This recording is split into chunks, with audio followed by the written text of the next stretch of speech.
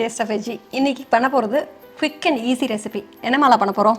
இன்றைக்கி வந்து எல்லா பிஸி ஸ்கெடியூலில் நம்ம வந்து பார்க்க போகிறது வந்து குவிக் அண்ட் டேஸ்டி வெந்தய குழம்பு பார்க்க போகிறோம்.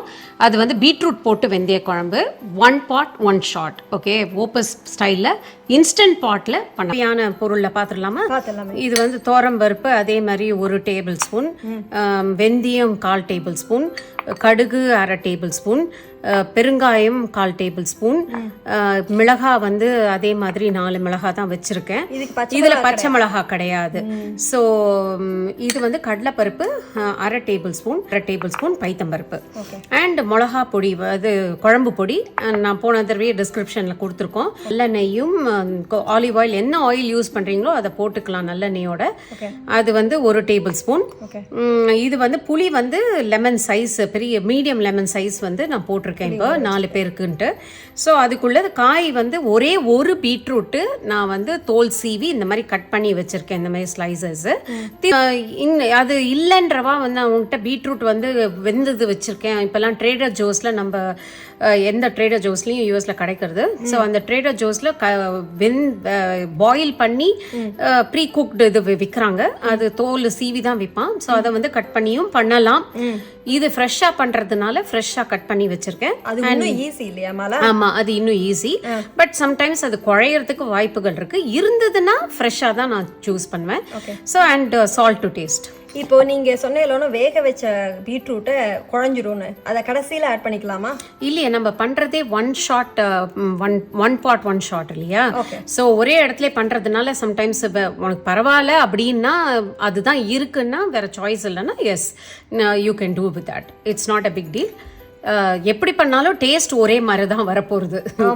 ஆனால் இந்த குழம்புல என்ன ஒரு பியூட்டினா, ரெட்டாக இருக்கும் குழம்பு, அழகாக இருக்கும். ஆமாம், ஒரு கலர்ஃபுல்லாக இருக்கும். இப்போ வந்து இன்ஸ்டன்ட் பாட்டில் பண்ண போகிற வெந்தய குழம்பு, பீட்ரூட் வெந்தய குழம்பு. இப்போ நான் என்ன பண்ண போகிறேன்னா, முதல்ல சாட்டே மோடில் போடுறேன். ஸோ 30 இருக்குது. ஸோ இது வந்து ஹீட்டப் ஆன உடனே ஒவ்வொன்றா நான் சேர்க்க போகிறேன். இப்போ சுற்றுத்தான் பார்க்கலாம், ஹாட்டாக இருக்குது. ஸோ இப்போ நான் ஒவ்வொன்றா சேர்க்க போகிறேன். இது வந்து நல்லெண்ணெயும் அந்த ஆலிவ் ஆயிலையும் கலந்து 2 டேபிள் ஸ்பூன் போட்டிருக்கேன். ஏன்னா பாத்திரம் ஏற்கனவே சூடாக இருக்கிறதுனால நான் இப்போ இந்த கடுகை இதுக்குள்ளே போட்டிருக்கேன். இப்போ கடுகு நல்லா வெடிச்சிடுது. இப்போ நான் ஒவ்வொரு இன்க்ரீடியன்ஸாக ஆட் பண்ண போகிறேன். கடலைப்பருப்பு, பருப்பு, பயத்தம்பருப்பு, வெந்தயம், மிளகா கிள்ளி வச்சுருக்கேன். நான் செவக்க வறுக்கணும். வறுத்த பிறகு இப்போ கருவேப்பிலையை சேர்க்குறேன்.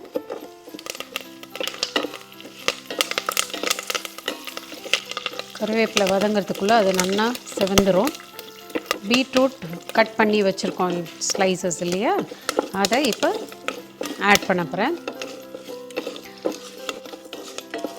இங்கே இன்ஸ்டன்ட் பாட்டு இல்லை அப்படின்னா இதை வந்து நான் என்ன பண்ணுவேன்னா, ஜஸ்ட்டு நான்ஸ்டிக் பேனோ ஏதோ ஒன்று எடுத்து தவாவில் போட்டு இதே மாதிரி இதே பக்குவத்தை வந்து அதில் வந்து இதே ப்ராசஸை அதில் போட்டு முதல்ல எண்ணெயை குத்தி கடுகு தாளிச்சிட்டு அதில் இந்த கடலைப்பருப்பு இதெல்லாம் பருப்பெல்லாம் சேர்த்துட்டு இதே மாதிரியே இந்த பீட்ரூட்டையும் அதில் போட்டு அதை வதங்கும் போது லைட்டாக எல்லா எண்ணெய் நல்லா பரவனாப்பில் இருக்கச்சே. இது ரொம்ப ஃபுல்லாக வதங்கணுன்ற அவசியம் கிடையாது, ஏன்னா நம்ம குக்கரில் வைக்க போகிறோம் இல்லையா. இது இன்ஸ்டன்ட் பாட்லேயே பண்ணுறதுனால இதிலே போட்டுட்டு இதில் வந்து நான் இந்த குழம்பொடியை போடுறேன்.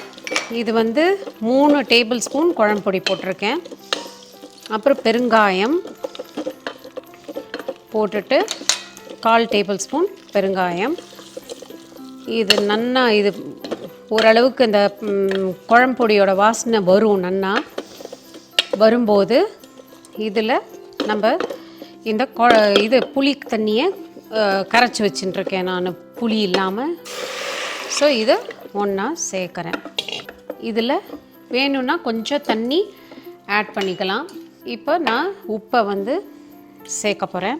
இப்போ திட்டமாக போட்டுக்கலாம், எவ்வளோ உங்களுக்கு டேஸ்ட்டுக்கு ஏற்ற மாதிரி, குவான்டிட்டிக்கு ஏற்ற மாதிரி உப்பு. நான் இப்போ 1.5 ஸ்பூன் போடுறேன் நான் இதில். ஸோ போட்டுட்டு இந்த வெல்லம் வச்சுருக்கோம் இல்லையா, அதையும் இதில் சேர்க்கணும். சாட்டே மோடுலேருந்து இப்போ எடுத்து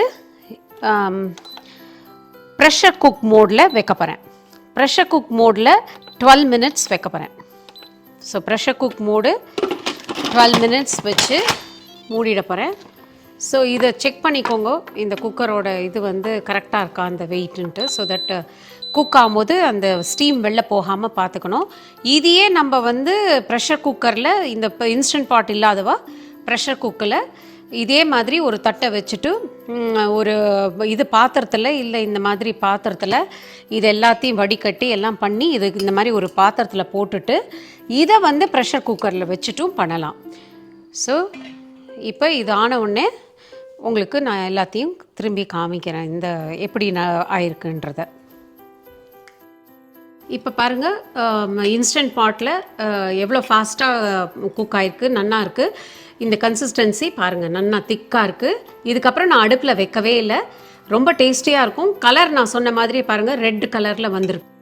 உங்களுக்கு பிடிச்சிருந்ததுன்னா லைக் பண்ணுங்கள், சப்ஸ்கிரைப் பண்ணுங்கள். தேங்க்யூ. இன்னொரு ஒரு டேஸ்டி ஹெல்த்தி ரெசிபியில் அடுத்த வீடியோவில் பார்க்கலாம். பாய்.